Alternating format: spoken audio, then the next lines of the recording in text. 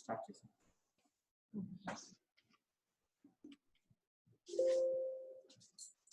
జోరు వేసేస్తుంది వేసి మరి పని చేద్దాం.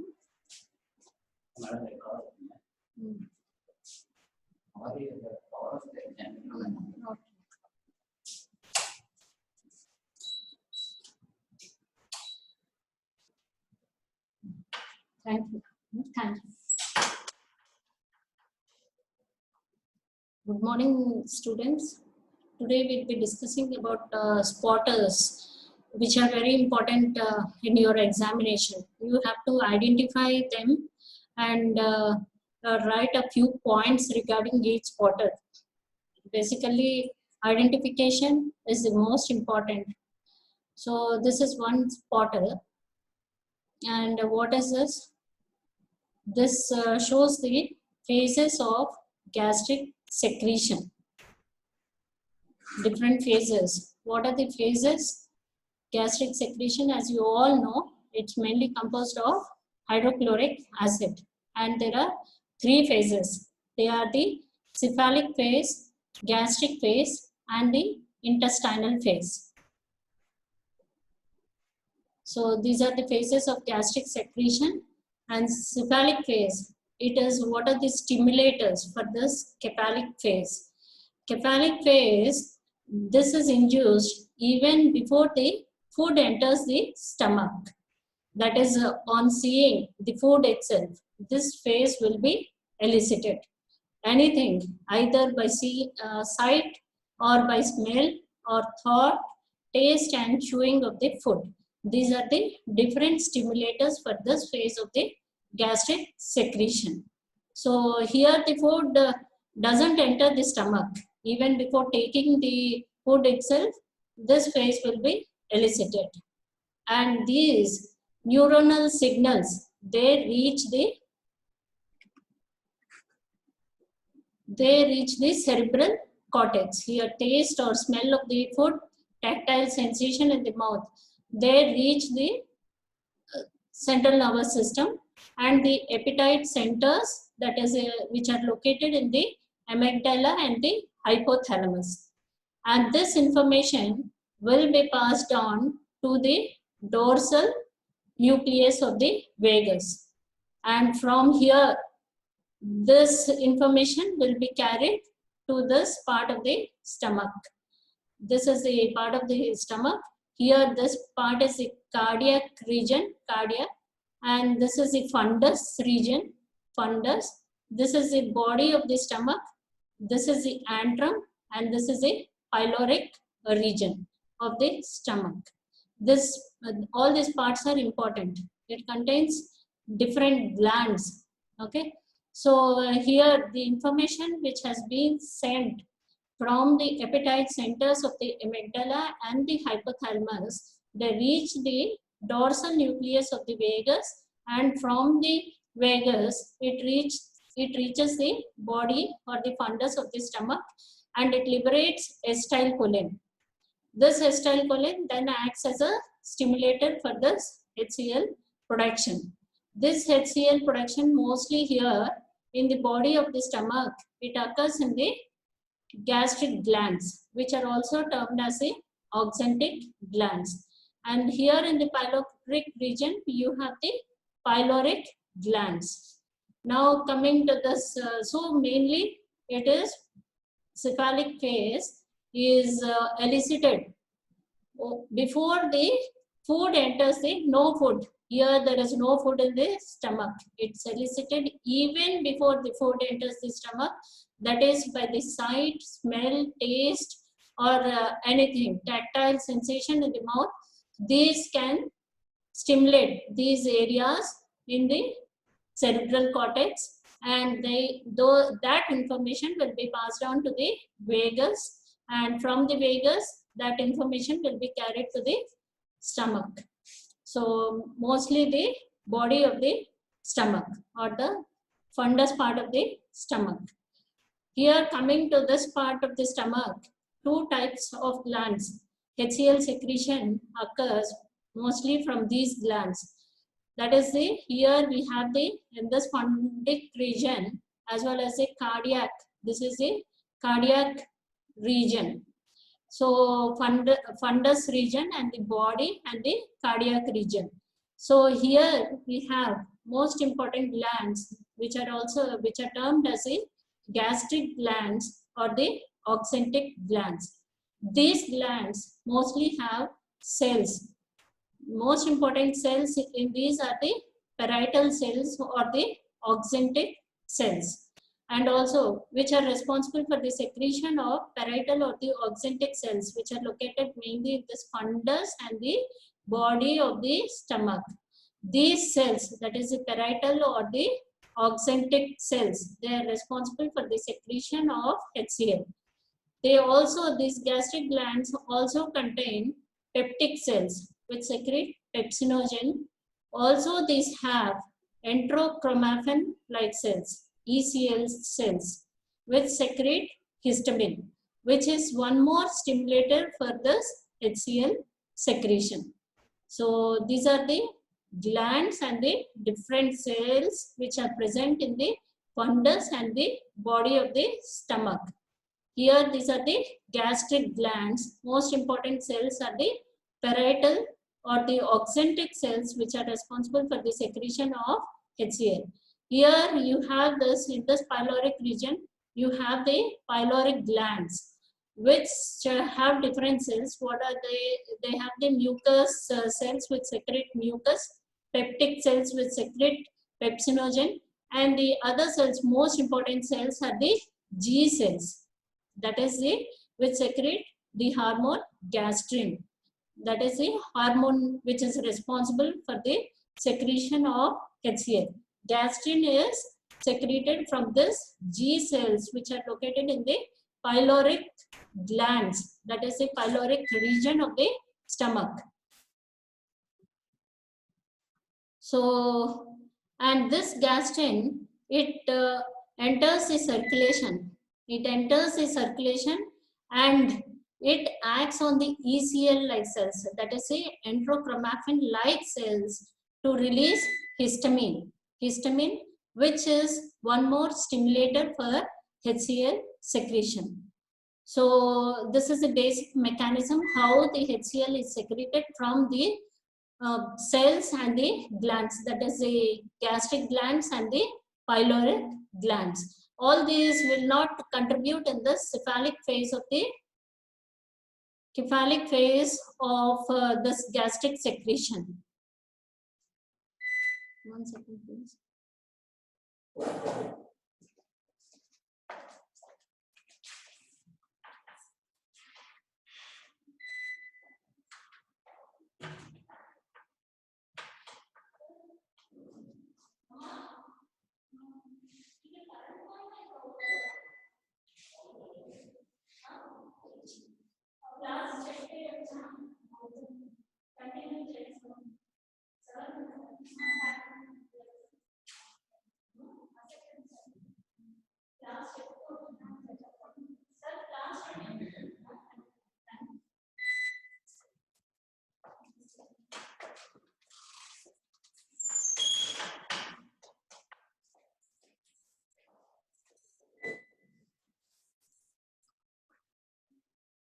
So in this cephalic phase of the gastric secretion, this is what elicited by smell, sight, thought, taste, and the chewing of food.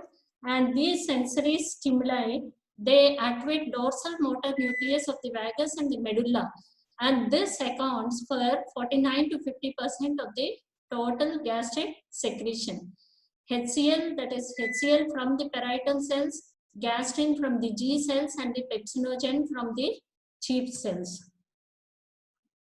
This is one more picture which is showing this cephalic phase. Cephalic phase, mostly the sensory input is by the sound, sight, or the smell. And these activate this dorsal vagal motor nucleus and this vagal efferents, from which the acetylcholine is being secreted. It reaches the stomach, and this part and HCl is secreted from this part of the stomach. Now coming to the gastric phase. Here, the major stimulus for this gastric phase is distension of the stomach. Means here the food enters the stomach when you have taken, swallowed the food, and the food reaches the stomach, and then it distends this part of the stomach. This acts as a major stimulus for this gastric secretion. This mechanism involves the neural as well as the hormonal. So it is by two methods. One is the neural mechanism by which the HCl is secreted, and the other mechanism is the hormonal mechanism. Neural response, what happens is when the food is present here in this part of the stomach, so these stretch receptors, distension, because of the distension, the stretch receptors will be stimulated, and these stretch receptors, they send information to the enteric neurons. Enteric, that is, here you have the enteric nervous system, which is a local reflex, and from this, these enteric neurons, they release the acetylcholine, and in turn acetylcholine causes the secretion of HCl. So this is one mechanism by which HCl is being secreted, that is a local reflex. The other one, the other neural mechanism is by which the impulses, the stretch receptors, these are being stimulated. The impulses, these will be carried by means of the vagus, and it will reach the dorsal motor nucleus of the vagus here, and from here again efferents pass to the stomach. Afferents and efferents is by the vagus itself. So this is called as the vagovagal reflex, which is a long reflex. So this is neural mechanism. Here two parts are taking part. One is the local reflex and the other one is the long reflex. So here this myenteric plexus is being involved, and here this is the vagovagal reflex. The major stimulus for this part is the gastric phase of gastric juice secretion is distension of the stomach. That is, whenever there is food, presence of the food in the stomach. The other mechanism by which the gastric phase is responsible for HCl secretion is by the release of the hormone gastrin. As I told you, here you have the pyloric glands which have got the G cells which are responsible for the release of the hormone gastrin. And this gastrin, it doesn't directly cause the secretion of HCl, rather it is being circulated through the blood. Okay, it enters the circulation, G cells. This gastrin, this enters the blood and reaches here, reaches this gastric glands which have got the ECL-like cells, that is enterochromaffin-like cells which are present in the gastric glands. And these ECL cells are responsible for the release of the histamine. This histamine secretes the HCl through the adenylate cyclase pathway. So that is how HCl is being secreted in this gastric phase. So this is majorly by the neural as well as by the hormonal mechanism. The other one is the intestinal phase. As I told you, one we have covered, this is a cephalic phase, gastric phase, and third is the intestinal phase. Mostly this intestinal phase is inhibitory of gastric secretion. But though presence of chyme in the duodenum, this causes release of the gastrin, and through this gastrin, this again enters the circulation and it stimulates the ECL cells and the gastric glands, and which secrete histamine, and then again histamine causes the secretion of HCl. So hope you have understood. So these are the most important phases of gastric secretion, that is the cephalic phase, gastric phase, and the intestinal phase. This cephalic phase is initiated even when before the food reaches the stomach. That is only by seeing the food or smelling it or by hearing it, whatever it is. So these reach the limbic system areas, that is the amygdala and the hypothalamus, those will be stimulated, and that information will be passed on to the dorsal motor nucleus of the vagus. And from the vagus, the information will be carried to the stomach here. And this part, that is the fundus and the body of the stomach, which causes the release from the vagus. This acetylcholine will be released, and this acetylcholine is responsible for the secretion of HCl. The other mechanism is gastric. The other phase is the gastric phase. This will be initiated by presence of food in the stomach. That is a distension of the stomach. Whenever food enters, this part will be distended. So distension is the major stimulus for this phase. So distension, it causes the stretch receptors to be activated, and these stretch receptors, they stimulate the enteric neurons which are present, that is in myenteric plexus, which is present here, as well as the information will be carried to the vagus, and again the vagus, this is carried to the dorsal motor nucleus of the vagus, then again through the vagus. This is termed as a vagovagal reflex. This is a long reflex, whereas this is a short reflex. Also, the gastric phase will be mediated by this hormone, that is the gastrin, which is being secreted by the G cells which are present in the pyloric region. Pyloric glands, from the pyloric glands you get the G cells, and this gastrin, it enters its circulation, and it stimulates the ECL-like cells which are present in the gastric glands or the oxyntic glands, mainly in the body and the fundus of the stomach. So the other phase is the intestinal phase. Mostly this is inhibitory of gastric secretion, though to a small extent it is being mediated by the hormone gastrin. And again this gastrin, this enters the circulation, and it again stimulates the ECL-like cells to cause a release of the histamine, which again is responsible for HCl secretion. So what are the inhibitors for this HCl secretion? Fear and depression, they decrease the gastric secretion and motility.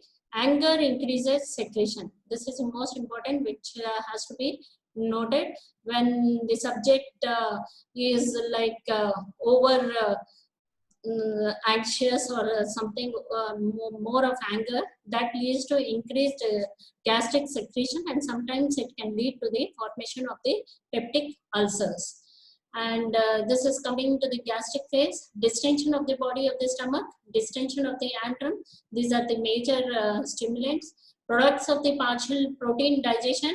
Rate of gastric juice secretion during this phase is less, that is about 200 ml per hour, and this phase lasts long, whereas the cephalic phase is responsible for 1/3 of the gastric juice secretion. Gastric phase is responsible for 2/3 of the gastric juice secretion, and the intestinal phase, next coming, this phase accounts to a very little amount, and it begins when the chyme empties from the stomach into the duodenum, and it's chiefly inhibitory.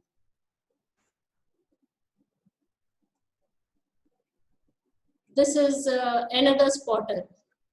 This is one more spotter. This is a sham feeding.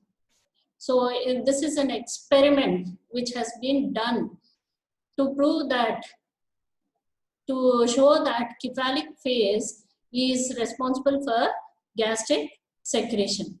So experiment 2, this is an experiment to assess the integrity of the cephalic phase of gastric secretion.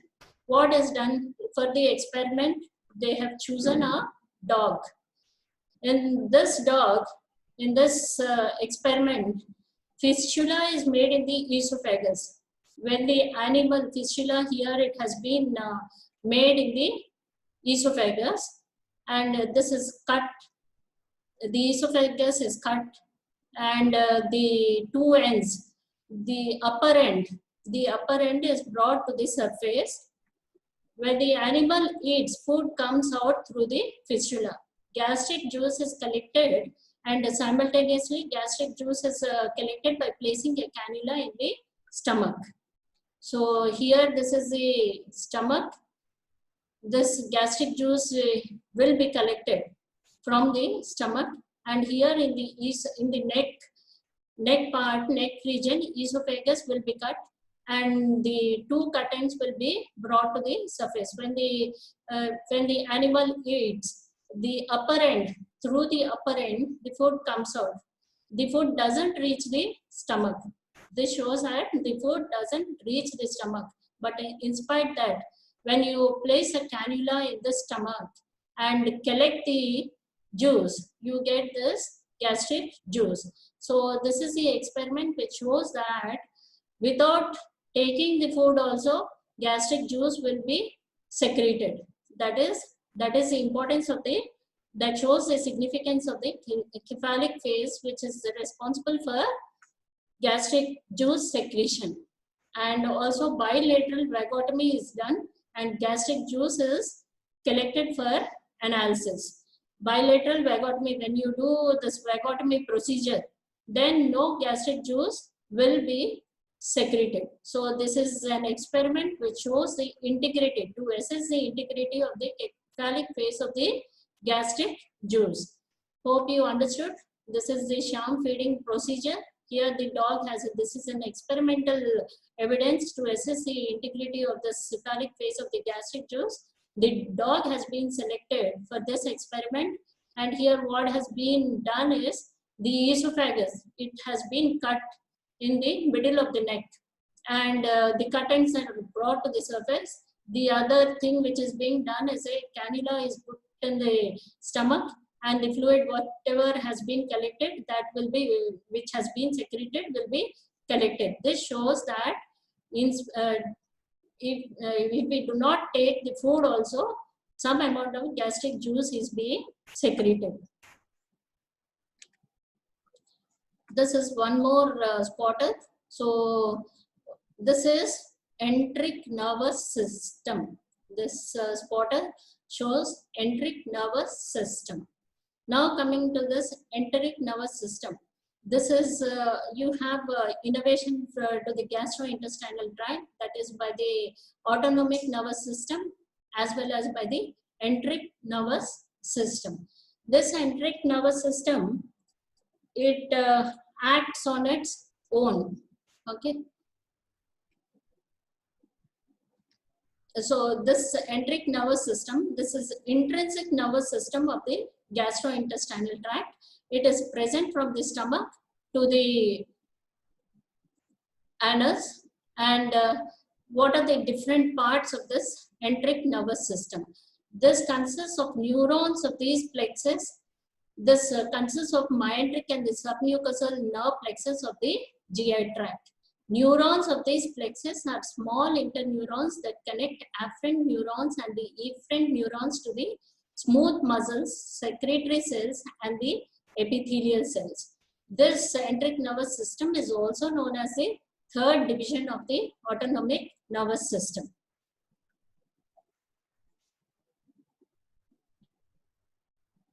So this enteric nervous system is a meshwork of fibers innervating the gastrointestinal tract, controls the gastrointestinal motility and secretion. It has independent control and highly regulated by the autonomic nervous system and higher levels of the central nervous system. This is termed as brain of the gut, as it has many neurons, as it has got 100 millions of neurons. So it is also termed as the mini brain of the gut. Mini brain for the, as it has got 100 millions of neurons, it is also termed as mini brain for the gut. And coming to this in little bit in detail. So this is the epithelial part. This extends from the esophagus to the enteric nervous system, is present along the whole of the GI tract, that is a gastrointestinal tract. This is the epithelium, any epithelium.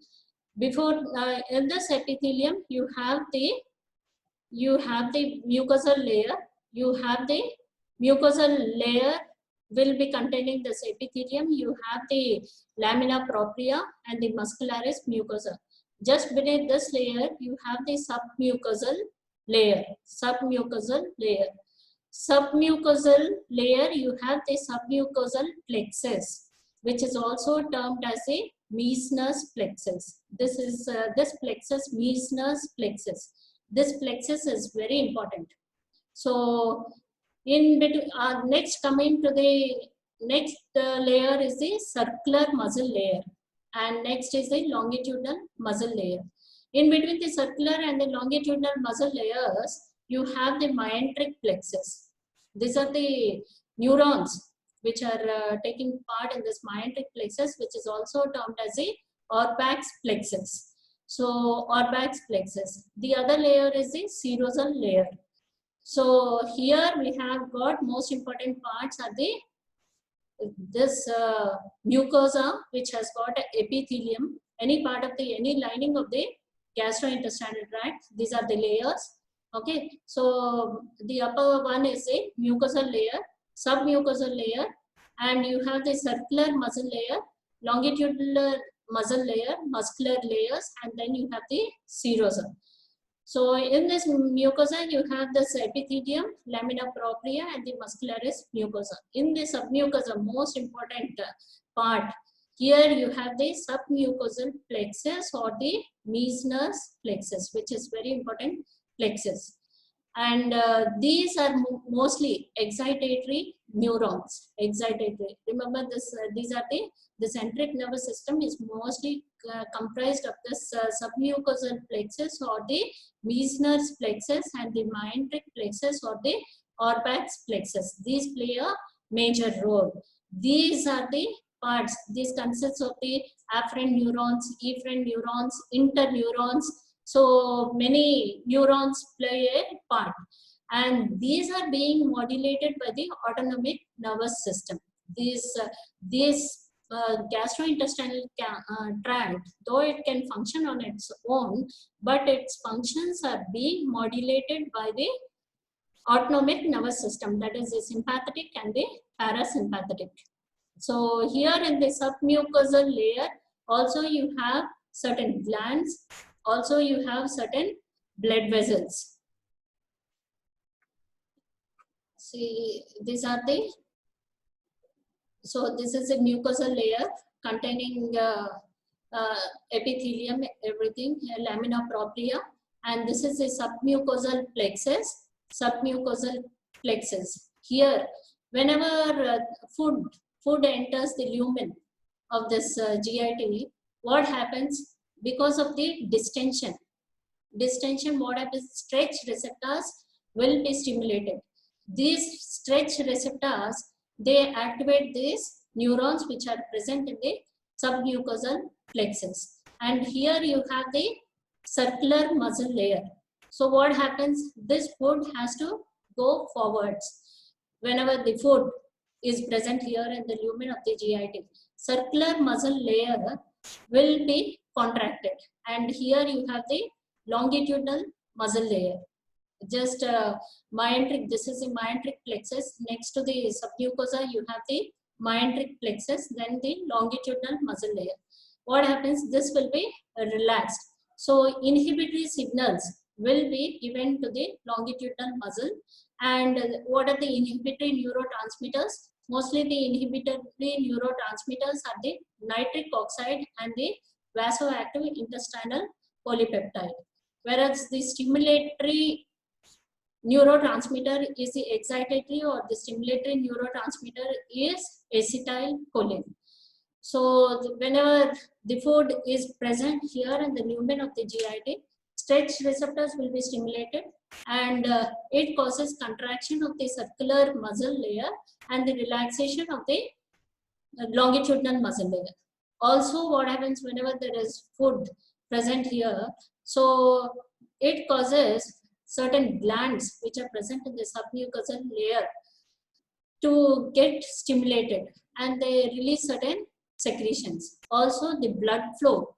So blood flow will be increased. This blood flow will be increased to which enhances the absorption. So this enhances the absorption. Whatever the other myenteric plexus. So this submucosal plexus or the Meissner's plexus. These neurons which are present here, these are mainly excitatory neurons which release the acetylcholine, and this is responsible for the mainly for the secretion, mainly for the absorption of the nutrients. And the other myenteric plexus, this enhances, this is mainly, this contains both the excitatory as well as the inhibitory neurons. Both are present here. In this, you have here, it's only the Meissner's plexus consists of mostly the excitatory neurons, whereas this consists of both the excitatory as well as the inhibitory neurons. And this mainly controls the motility. This is myenteric plexus. Remember, this is secretory control, submucosal plexus, which is responsible for the absorption of the food material, mostly for the secretion of the intestinal juices, that stimulates many S cells or the K cells or any type of cells. And this is I cells, which are responsible for the secretion of the intestinal juices. So this is secretory control, that is the submucosal plexus or the Meissner's plexus. Whereas a myenteric plexus or the Auerbach's plexus, this is majorly responsible for motility. And so it helps in the chyme to move forwards. So this is a major thing regarding the enteric nervous system, and this is being influenced by the sympathetic and the all these actions are being modulated by the sympathetic and the parasympathetic. As you all know, parasympathetic, it stimulates the gastric activities, whatever it stimulates, and whereas the sympathetic is majorly inhibitory. It inhibits the gastric secretion, inhibits absorption as well as the motility. Whereas the parasympathetic, it is mainly the stimulator of this GI tract, and it increases the absorption, it increases the secretion of the different juices, and also it increases the motility of the gastrointestinal tract. So all these influences, so this is a meshwork. This enteric nervous system, you remember this picture will be shown, and here majorly you have to remember this is a meshwork of the neurons, different neurons. From these sensory neurons, they are being sent to the prevertebral ganglia, spinal cord, and to the brainstem. So you have the afferents, efferents, as well as the interneurons. This is a meshwork of neurons. Major constituents of the enteric nervous system are the submucosal plexus or the Meissner's plexus, and the other one is a myenteric plexus or the Auerbach's plexus. This submucosal plexus or the Meissner's plexus is mainly responsible for secretory activity and the absorptive activity of this GI tract, whereas in myenteric plexus, this is responsible for motility of the GI tract. So neurons of these plexus are small interneurons that connect the afferent neurons and the efferent neurons to the smooth muscles, secretory cells, and the epithelial cells. This, you remember, this is also known as the third division of the autonomic nervous system. Enteric nervous system contains many neurotransmitters, including substance P, vasoactive intestinal polypeptide. ENS controls motility and the secretory functions. Motility is by the myenteric plexus, and the secretory functions of the intestine, this is by the Meissner's plexus. ENS functions autonomously but may be modified by the parasympathetic and the sympathetic nervous systems. This is also termed as brain of the gut because it has got many neurons. That is about 100 as I told you, it contains about 100 millions of the neurons. So it is also termed as mini brain for the gut. These neurotransmitters, here ENS afferent neurons monitor changes in the luminal activity. Interneurons signal the changes in the ENS motor fibers that alter the activity of the effector tissues, that is the smooth muscle or the glands or the blood vessels, anything. Okay, so what are the neurotransmitters? Neurotransmitters are mostly acetylcholine, which is excitatory neurotransmitters, transmitter, vasoactive intestinal polypeptide, nitric oxide. Mainly these are the inhibitory neurotransmitters. Now coming to this, another spotter which you will be shown is the this is the spotter which shows the defecation reflex. So what is defecation reflex?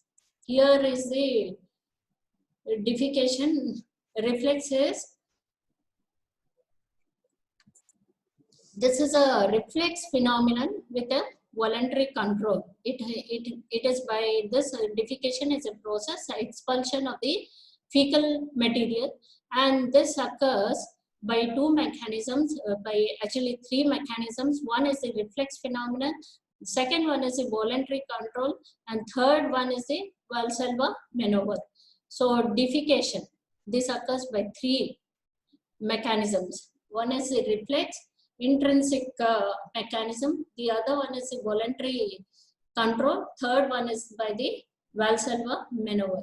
Center is the sacral portion of the spinal cord, that is the S2, S3 and the S4 regions of the spinal cord. So what is the stimulus for this? Mass peristaltic movements of the descending and the sigmoid colon pushes the colonic contents into the rectum. And external anal sphincter, this is voluntary. You have two sphincters, that is here you have two sphincters here. This is a part showing the ascending colon, this is the transverse colon, this is the descending colon, sigmoid colon, and here is the rectum and the anal canal. So here you have two sphincters, that is the internal anal sphincter and the external anal sphincter. This internal anal sphincter is mostly made up of the smooth muscle, and it is smooth muscle, as you all know, this is involuntary. And the external anal sphincter, it is made up of the skeletal, that is the striated muscle, and it is under voluntary control. Voluntary control. So what happens whenever the food is present here? Food material, whatever this is a chyme which is passing through, this will be propelled from the ascending colon, this transverse colon. What are those haustrations? Because of the haustrations which occur here, there will be absorption of various nutrients. Everything will be absorbed, majorly water, electrolytes, which are being absorbed from this part of the large intestine. Water and the electrolytes, the other nutrients to a certain extent, and the remaining residue, that is termed as the feces. When that enters the descending colon, because of the mass movements, which are the propulsive movements of the large intestine. Here you have the propulsive movements of the large intestine. They are termed as a mass movements. Because of the mass movements, the food will be, the residue, this will reach the descending colon, sigmoid colon. So, and enters the rectum. Mostly the rectum is empty. Whenever the rectum is distended, whenever the rectum is distended, what happens? This will be, there are the stretch receptors which are present in the rectum. These get stimulated, the stretch receptors. So what happens here? There is intrinsic mechanism. So intrinsic mechanism, the myenteric plexus, it gets stimulated. Myenteric plexus, that is which is a part of the enteric nervous system, as I told you. So this is an intrinsic mechanism. As I told you, one is the intrinsic mechanism, the other one is a parasympathetic mechanism. Two mechanisms are there. Intrinsic is one, the other one is a parasympathetic mechanism. This myenteric plexus, when it gets stimulated, it increases the peristaltic activities in this part of the large intestine, that is the descending colon and the sigmoid colon. What happens? This feces will be pushed down and enters the rectum. peristaltic movements of the rectum will be aggravated, and also it causes the relaxation of the internal anal sphincter. Relaxation. So what is the mechanism? Intrinsic mechanism. One is by this mechanism, whenever the rectum is loaded with this feces, whenever the rectum is loaded with feces, what happens? Because of this distension, this part will be distended, and the stretch receptors, they activate what is a myenteric plexus. This myenteric plexus initiates the peristaltic movements in the descending colon, sigmoid colon, as well as in the rectum. So the feces will be propelled to forwards and it reaches the rectum. Also, it causes relaxation of the internal anal sphincter, which is made up of the smooth muscle, and it is involuntary. So that is how, if the external sphincter is also relaxed, that is how the defecation occurs, by the intrinsic mechanism. The other mechanism is by the parasympathetic mechanism. The other mechanism is by parasympathetic. Whenever this rectum is loaded with the feces, again these afferent information will be passed to this spinal cord, that is the sacral portion of the S2, S3 and the S4 regions of the spinal cord. And this again, from the spinal cord, it reaches efferents. They pass through the parasympathetic efferent. Afferent is through the pelvic nerve. Again, it reaches the center of the spinal cord, that is the S2, S3, S4 region of the spinal cord. And again, the efferents are being passed to the rectum and the internal anal sphincter through the pelvic nerves. You remember the parasympathetic is through the pelvic nerve. This pelvic nerve, what it causes, it increases the peristaltic movements in the rectum, and it causes the relaxation of the internal anal sphincter. Also, certain information will be passed on to the cerebral cortex. And from the cerebral cortex, the other information will be sent to the external voluntary control. This external anal sphincter, if you don't want to defecate, then this can be controlled. Defecation can be stopped by voluntarily inhibiting, that is by contraction of this external anal sphincter, which is being supplied by the pudendal nerve. So this is being, external anal sphincter is being supplied by the pudendal nerve, and here the contraction of the external anal sphincter occurs. If you want to defecate, this is a relaxation of the external anal sphincter occurs, and the defecation will be taking place. So these are the two important mechanisms which are involved in the defecation reflex, that is intrinsic mechanism by means of the myenteric plexus, which is originating here in the GI tract itself. The other mechanism is by the parasympathetic. Here the sensory neurons, that is the afferents reaching the center of the spinal cord, that is this is the S2, S3, S4 region of the spinal cord, and the efferents passing again to the rectum and the internal anal sphincter via the pelvic nerves. Okay. So, and the other voluntary control. The third mechanism is Valsalva maneuver. Valsalva maneuver is nothing but the closure of the glottis. This causes increase in the intrathoracic pressure. Intrathoracic, also the contraction of the abdomen. So intra-abdominal pressure. Whenever there is an increase in the intrathoracic and the intra-abdominal pressures, also the defecation process takes place. So hope you have understood. This is a reflex. Defecation reflex is a reflex phenomenon with a voluntary control. The center is the sacral portion of the spinal cord. Stimulus, as I told you, this is the mass peristalsis here taking place, and the feces is being sent to this part, that is the descending colon, sigmoid colon, and the rectum. Mass peristaltic movements of the descending and the sigmoid colon pushes the colonic contents into the rectum. External anal sphincter is voluntary. Pathway is by, I told you, receptors. These are the stretch receptors located in the wall of the rectum.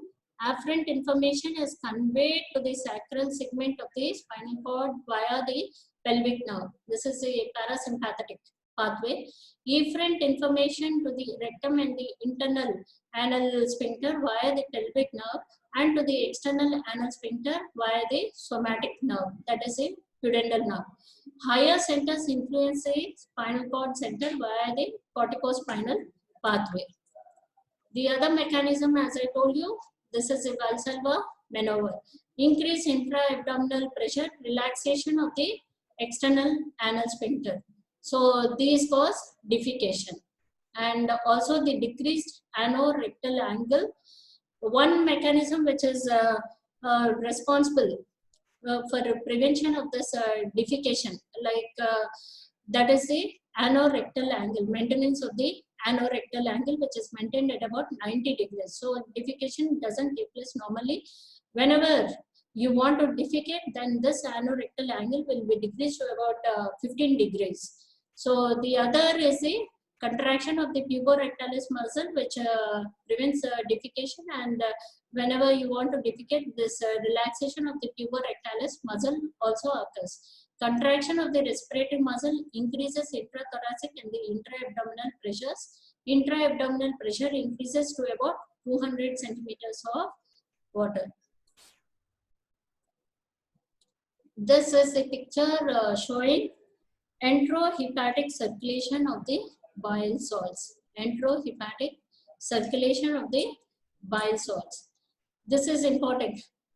Here the recirculation of the bile salts occurs from the liver to the small intestine and back again.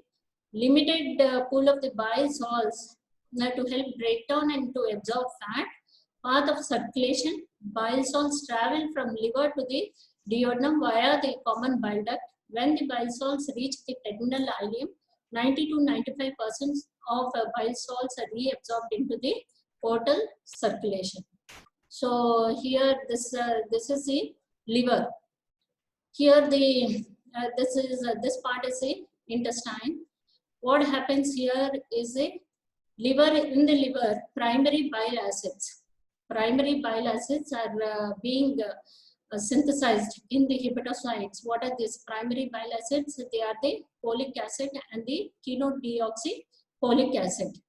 So these primary bile acids are being synthesized in the hepatocytes of this liver from the cholesterol. And primary bile acids, when they combine with this potassium or the sodium, they form the bile salts. Okay, these bile salts, well, they get conjugated. They get conjugated with glycine or the taurine. So these conjugated bile salts, they enter the intestine.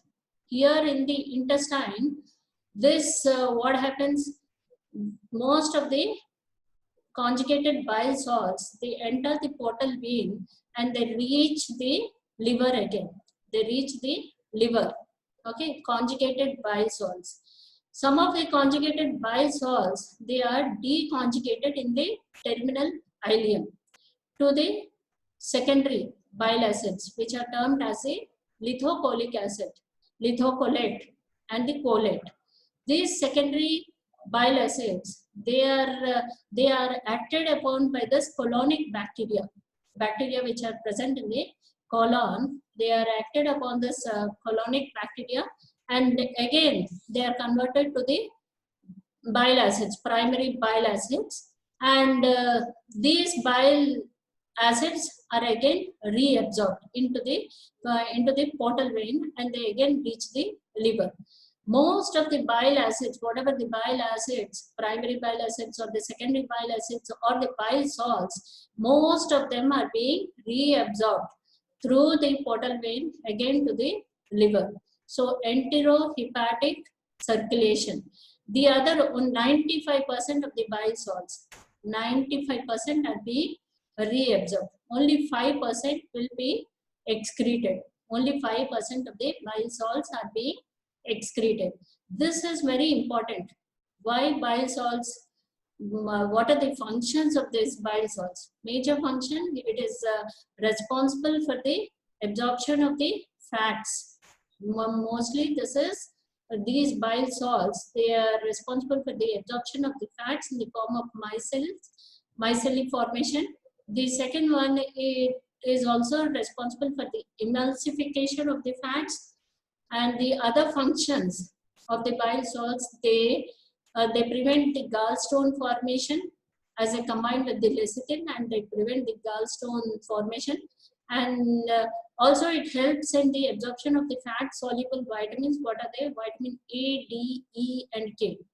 So fat soluble vitamins, it's responsible for the absorption of the fats, absorption of the fat soluble vitamins such as A, D, E and K, and also it is mildly purgative. So all these are important functions of the bile salts. Major functions are the absorption of fats, that is the lipids, also the fat soluble vitamins, emulsification of the fats, preventing the gallstone formation, and the other functions. So as if all the bile salts which are being formed get excreted, what happens? This fat absorption will not be taking place. So that results in steatorrhea, condition termed as steatorrhea. So this recycling happens about 2 to 3 times during a meal. So this is very important. That is primary bile acids, which combined with sodium or the potassium to form the bile salts, and bile salts, they combine with taurine or the glycine amino acids to form the conjugated bile salts. These conjugated bile salts, most of them will enter the portal vein and they reach the liver. Some of them, they are reconjugated in the terminal ileum to the secondary bile acids, which are converted to the primary bile acids, and these are also secondary bile acids as well as reabsorbed through the portal vein into the liver. So about 95% of the bile salts or the bile acids are being reabsorbed through the portal vein to the liver. So that is the importance of this. So most important, so in cases of hepatitis or enteritis, anything, inflammatory bowel disorders such as the Crohn's or ulcerative colitis, fat absorption doesn't take place. Okay, so and that leads to steatorrhea. So important point is 90 to 95% of the bile salts are reabsorbed into the portal circulation. The other spotter which you see, this is the, what are this? Segmentation. Segmentation, contractions of the motility of the small intestine. Motility of the small intestine, you have 3 mechanisms, that is the segmentation. One is segmentation, which is very important. The second mechanism is by propulsive movements or the peristaltic movements. The third one is a migrating motor complex. This is a spotter which shows a segmentation contractions. So primary segmentation movements of the small intestine. This is a primary function of the intestinal movements. Main function of the segmentation is mixing the chyme with digestive secretions, bringing the chyme in contact with the absorptive surface of the microvilli to increase the absorption, propelling the chyme towards the colon. These are the major functions of the segmentation movements of the small intestine. Here you see this small intestine segments, different segments, sausages, ring of sausages. This appears to be as a ring of sausages. So hope you have understood this spotters today. Okay, see you.